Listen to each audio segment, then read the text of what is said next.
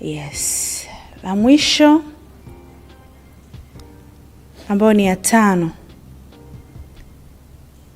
nipate rafiki wa kiume, kwa sababu tayari nina mume, siwezi kuomba mume, lakini nipate rafiki wa kiume, mwanaume wa karibu sana ambaye atakuwa msaidizi wangu kwenye vitu vyangu ninavyofanya, kwa sababu nafanya vitu vya akili kubwa sana, alafu najikuta niko peke yangu. Kwa hiyo natamani niwe na msaidizi ambaye atanisaidia kutimiza dreams zangu zote, kwa sababu naamini ukiwa na mtu ambaye mko kwenye goals moja, mnafika pale, hata kama hana kitu, lakini awe na akili kunizidi, kwa sababu naamini na akili kubwa zaidi. Hivyo.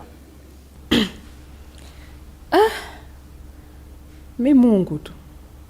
Yes. Jackie, umegusia swala la uko peke yako. Wengi mmekuwa kwenye mahusiano